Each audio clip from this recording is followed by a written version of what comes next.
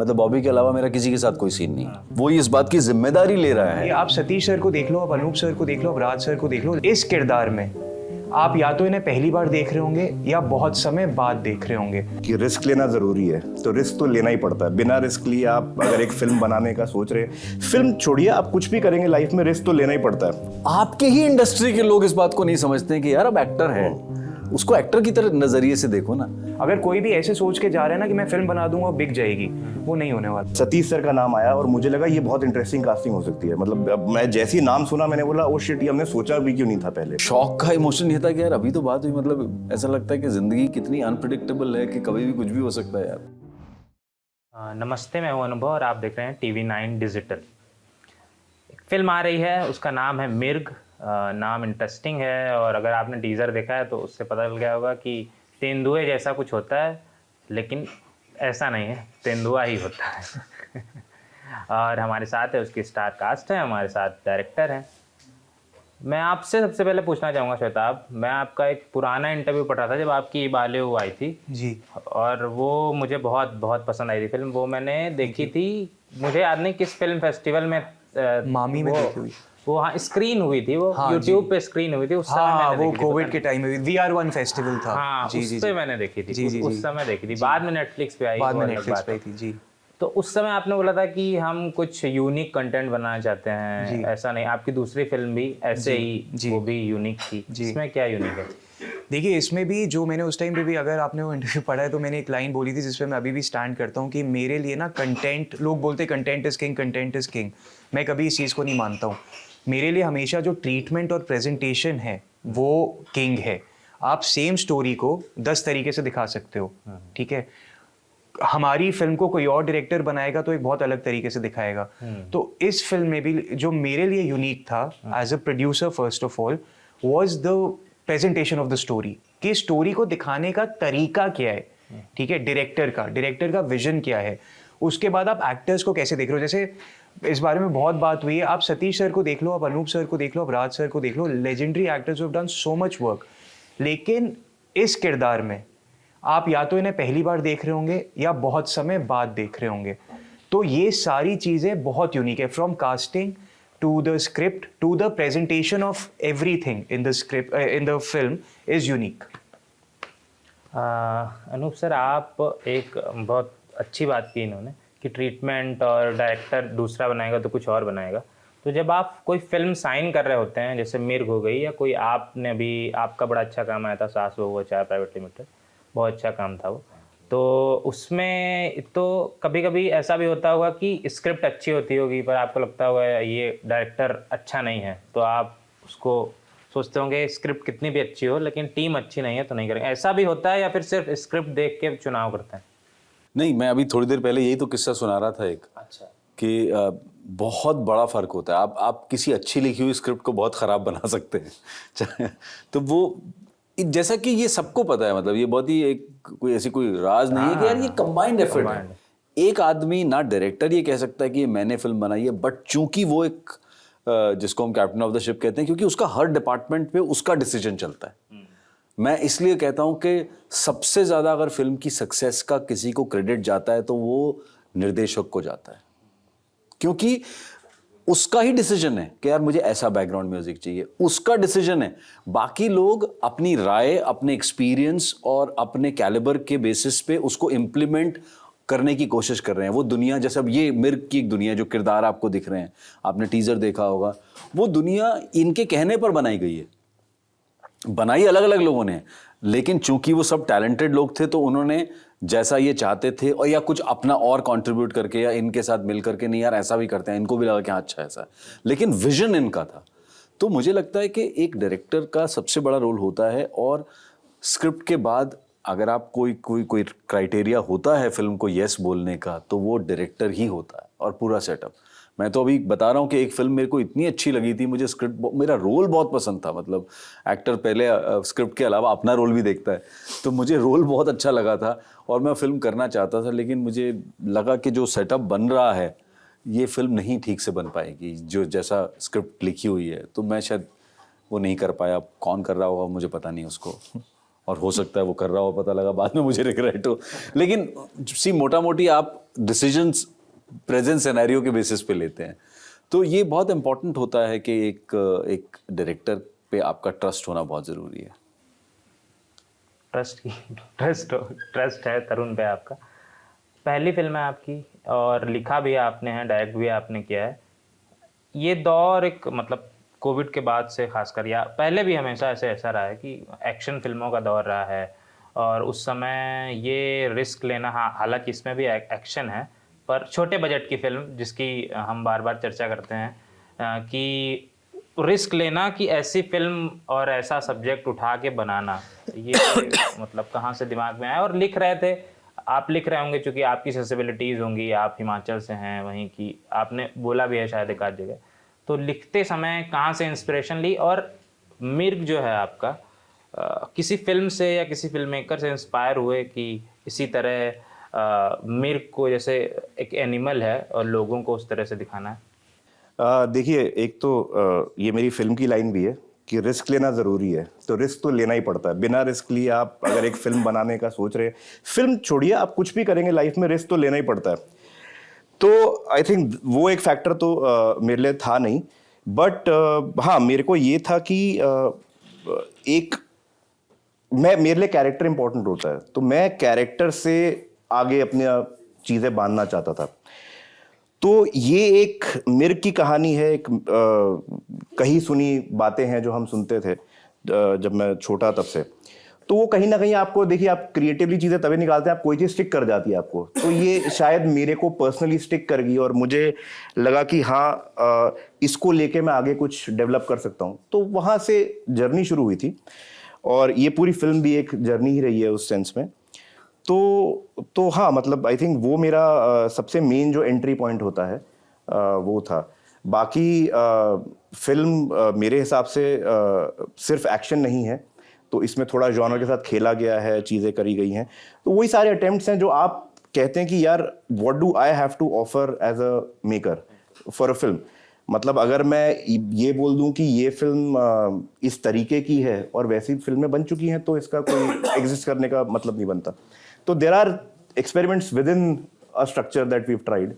तो क्या है एक्सपेरिमेंट्स? तो इसमें जॉनर चेंज होता है फिल्म के बीच में ही। जैसे अगर और वो मेरा इंस्पिरेशन कहाँ से आता है, आप मान लीजिए यहाँ पे बैठे हैं तो आपके लिए सब कुछ नॉर्मल चल रहा है। अब आप यहाँ से निकलते हैं फरीदाबाद जाने के लिए और रास्ते में गाड़ी खराब हो जाती है रात को उस सुनसान जगह पे, वो आपकी थ्रिलर वहीं शुरू हो जाएगी।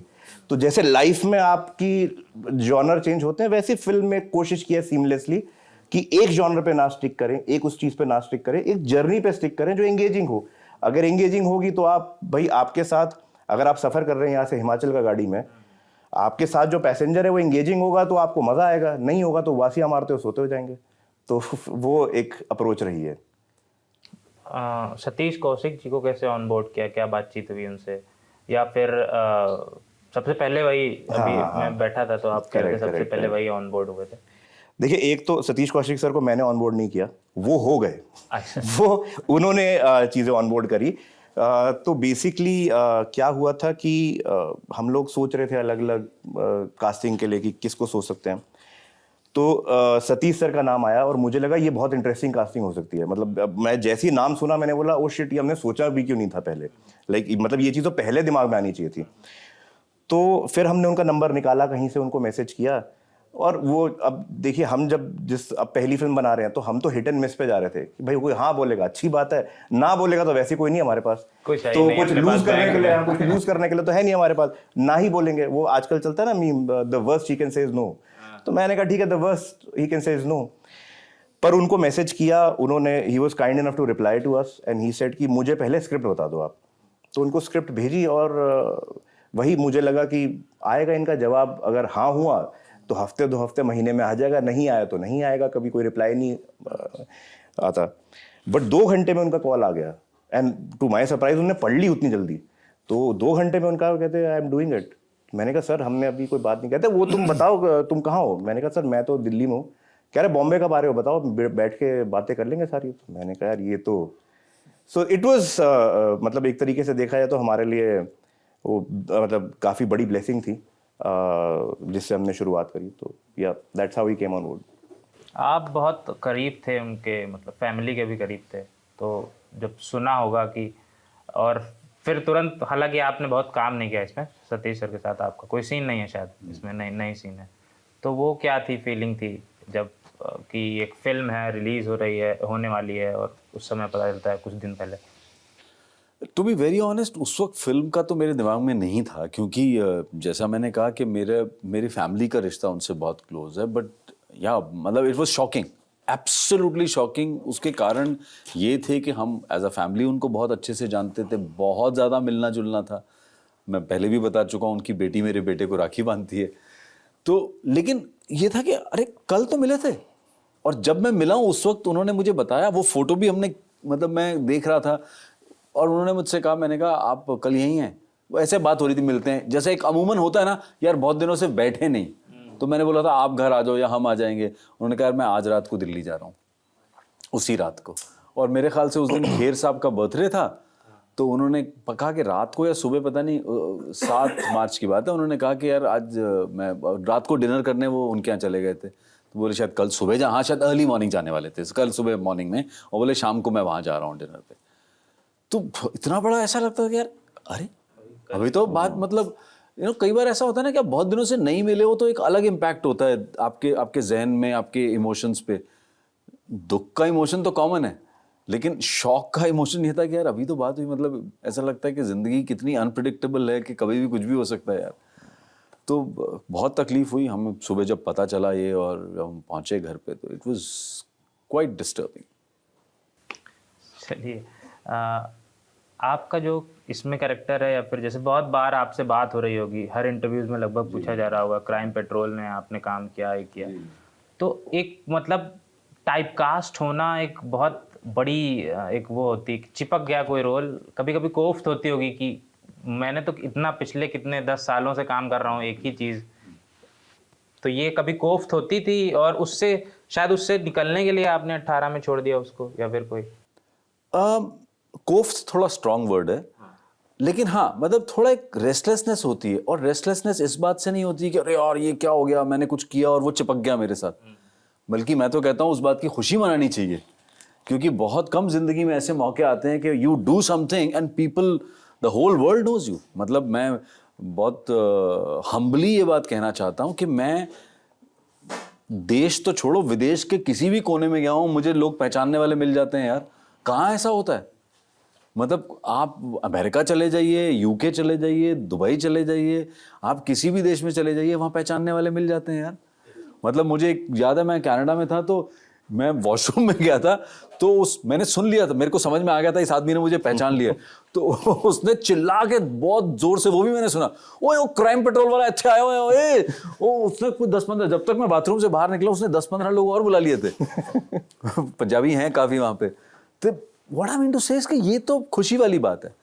रेस्टलेसनेस या जिसको आप कोफ्त कह रहे हैं, वो इस बात की होती है कि आपके ही इंडस्ट्री के लोग इस बात को नहीं समझते हैं कि यार अब एक्टर है, उसको एक्टर की तरह नजरिए से देखो ना। मुझे एक बार एक कास्टिंग डायरेक्टर ने बोला था, नहीं नहीं भाई आपकी ना, हम तो आपको बहुत रेकमेंड करते हैं, लेकिन ना आपकी इमेज बहुत स्ट्रांग हो गई है वो। मैंने कहा यार लेकिन ये तो तुम्हें समझाना, तुम्हारा काम है कि भाई मैं एक्टर हूँ, तुमने तो मुझे देखा है अलग अलग रोल्स में। तो वो ज़रूर एक तकलीफ होती है, और मुझे लगता है कि फिर आपको डिसीजन खुद लेना पड़ता है कि यार चल ठीक है, अब मैं, उसके लिए आपको क्या करना पड़ेगा, आपको सिर्फ उन कामों को ना कहना पड़ेगा और पेशेंस रखनी पड़ेगी, ढेर सारी पेशेंस रखनी पड़ेगी। मतलब कि जब सही तरह के रोल में जो करना चाहता हूँ वो आएंगे, तभी मैं इंतज़ार करूँगा, जाने दो वो गैप हो जाने दो, और उसके लिए कई रोल्स को ना बोलना पड़ता है। तो मैंने बोले कई रोल्स ना, बहुत सारे रोल्स के लिए भी ना कहा। ऑब्वियसली अगर आपको लोग नाराज भी होंगे कि, नाराज तो खैर आप प्यार से उन्हें अगर समझा दिए, डिपेंड करता है आप किस तरीके से ना बोलते हैं। But yes, economically also you are saying no to work also, so there is money also involve. आप काम को भी ना बोल रहे हैं, लेकिन कुछ लोगों की थ्योरी होती है ना कि नहीं यार काम को ना नहीं बोलना चाहिए, लेकिन मुझे लगता है यार हम एक्टर लोग हैं यार, हम कोई वो वाले डेली वेजर वाले तो है नहीं, तो काम को ना तो बोलना ही पड़ेगा। उस दौर में है कि ना बोल भी सकते हैं। हाँ मतलब ना इसलिए नहीं कि कोई प्रॉब्लम है, ना इसलिए कि नहीं यार कुछ अलग दो ना यार। जैसे आपने अभी सास बहू अचार का आपने क्यों याद रखा, क्योंकि वो कुछ अलग था। अगर मैंने कुछ सिमिलर किया होता, मतलब सास बहू अचार में अगर मैं पुलिस वाला बना होता तो आप बिल्कुल उसकी बात ना करते। चूंकि वो रोल बिल्कुल अलग था और मेरे लिए था कि अरे यार मैं अपूर्वा का काम देख चुका था एस्पिरेंट्स में और मैं बहुत पसंद आया था मुझे। फिर बना कौन रहा है भाई, टीवीएफ वाले बना रहे हैं यार, ये तो अच्छा ही बनाते हैं यार। तो सारे कॉम्बिनेशंस ठीक थे। तो मैंने कई ऐसे रोल्स को ना कहा है जहां दुनिया अलग है और मेरे लिए एक रोल है, मैं कॉप बन के आया हूँ। मैंने कहा नहीं यार, मैंने एक कॉप का रोल किया पिछले 5 साल में, जितने सारे रोल ना बोले, वो सिर्फ खाकी में किया था जो नेटफ्लिक्स पे आई थी नीरज पांडे साहब की, क्योंकि वो दुनिया ही पुलिस वालों की थी, उसमें सारे ही किरदार, शो का टाइटल ही खाकी था। तो आज भी मैं उसके लिए तैयार हूं, अगर कोई शो ऐसा है तो कोई दिक्कत नहीं है। लेकिन मतलब इसके अंदर अगर पता लगा ये तीनों चारों गुंडे हैं और तरुण मुझे बोलता है सर आप आते हैं एंड में और आप देखते हैं किसने खून किया है, तो फिर मैं कहता यार नहीं करते। चलिए लास्ट सवाल बस। आप मतलब चूंकि प्रोड्यूसर हैं इस फिल्म के, आप भी को प्रोड्यूसर हैं, तो बतौर प्रोड्यूसर किसी फिल्म को बेचना कितना मुश्किल होता है? क्योंकि इबालेऊ की आप बात कर रहे थे तो वो इतने सारे फिल्म फेस्टिवल्स में आ गई, उसके बाद भी उसे कोई ओटीटी नहीं खरीद रहा था, उसके बाद आपकी दूसरी फिल्म आती है, आपने सोचा था कि इबालेऊ अब आ गई है तो दूसरी फिल्म को कोई ना कोई खरीद लेगा, लेकिन वो भी फंस रही थी, लोग नहीं खरीदना चाह रहे थे। तो किसी फिल्म मतलब कोई प्रोडक्ट बना देना, आपने कोई पेन बना दिया, फिर उसके बाद बेचना उसको कितना मुश्किल होता है और उसमें क्या पापड़ बेलने पड़ते हैं? देखिए पापड़ क्या मतलब, ऑनेस्टली अब तो मुझे पहले लगता था कि जब हम इस इंडस्ट्री में आ रहे थे और मतलब तैयारी कर रहे थे तो लगता था कि सबसे मुश्किल चीज़ है फिल्म बनाना। अब लगता है फिल्म बनाना बहुत ही आसान चीज़ है और उसको कहीं पे लाना, एंड सिर्फ सेलिंग की बात नहीं है, लोगों तक पहुंचने वाली बात होती है। एक्चुअली अब हो क्या गया ना, जो मैं अपने एक्सपीरियंस से ये तो बता ही सकता हूँ कि एक तो टाइम इतना जल्दी जल्दी चेंज हो रहा है। 3-4 महीने पहले जो चीज़ हो रही थी, अब वो 4 महीने बाद आपने जब तक अपनी फिल्म बना ली तब तक वो चीज़ चेंज हो चुकी है, तब कुछ नए डायरेक्शंस आ गए। प्लस मुझे एक चीज़ लगता है कि जैसे जब हम एक्टिंग की बात करें ना, जैसे आपने एक्टिंग में टाइपकास्ट की आपने बात करी, सर ने भी अभी बताया कि कैसे मतलब आपको जब एक रोल में देखते हो तो सब आपको उसी में देखना चाहते हैं। सिमिलरली मुझे लग रहा है कि ये जितने भी प्लेटफॉर्म्स हैं, एक अभी प्लेटफॉर्म का दौर चल रहा है, तो होपफुली सिनेमा का दौर अभी से वापस से पिछले 1 साल में पिकअप करना शुरू किया और वो वापस से पिकअप करेगा, क्योंकि वो बहुत ज़रूरी है। Because we can't keep everything in the hands of platforms. हम उन पे नहीं डिपेंडेंट हो सकते, मैं उनको कुछ नहीं बोल रहा, हम नहीं डिपेंडेंट हो सकते उन पे कि हम कुछ बनाएंगे तो ये ले लेंगे। बिकॉज उनके डायरेक्टिव्स, उनका वो I think more than creative and art side, they have a lot of things to consider. उनको बहुत चीज़ें कंसिडर करनी पड़ती है, उनके एल्गोरिदम्स हैं, उनका क्या ऑडियंस है क्या नहीं है, तो आप उस पर डिपेंड नहीं कर सकते। आपका मुझे लगता है एज अ फिल्म मेकर अभी यही मकसद होना चाहिए कि हम अपनी फिल्म को निकालें, जाएं इस तरीके इतने लेवल तक पहुंचा दे कि आपके पास खुद आए लोग। अगर कोई भी ऐसे सोच के जा रहा है ना कि मैं फिल्म बना दूंगा बिक जाएगी, वो नहीं होने वाला। आपको बहुत पापड़ बेलने पड़ेंगे, आपको खुद से इसको लोगों तक लेके जाना पड़ेगा, तब जाके आपका कुछ कहीं पे हो सकता है। एंड आई थिंक विद मिर्ग हमने एक स्टार्ट करी है, हम आगे भी इस चीज़ को करना चाहते हैं कि हम पहले अब ऑडियंस के पास जाना चाहते हैं। इस फिल्म को रिलीज करने का सबसे बड़ा डिसीजन यही था कि we want to reach directly to the audience without anyone in between. फिर देखते हैं ना क्या रिस्पॉन्स आता है, क्योंकि आज भी और कल भी ऑडियंस ही सब डिसाइड करेगी, ऑडियंस ही आपको पहुंचाएगी जहां आप पहुंचना चाहते हैं। ख़त्म करते हैं। एक आपने बात बोल दी तो मुझे उससे सवाल आ गया कि एंड मतलब ये दौर जो है दोबारा सिनेमा का दौर रहा है, और आपने क्लास ऑफ 83 में काम किया था, बॉबी थे उसमें, तो उस समय बात होती थी कि मतलब रिवाइव दोबारा से वापसी करनी है, कमबैक करना है। इस बरस उनका ठीक ठाक कमबैक हो गया है, हालांकि आश्रम से हुआ था, उसके बाद फिर थिएटर में उनका एनिमल से। तो उस समय उनसे बात होती थी इस बारे में कुछ?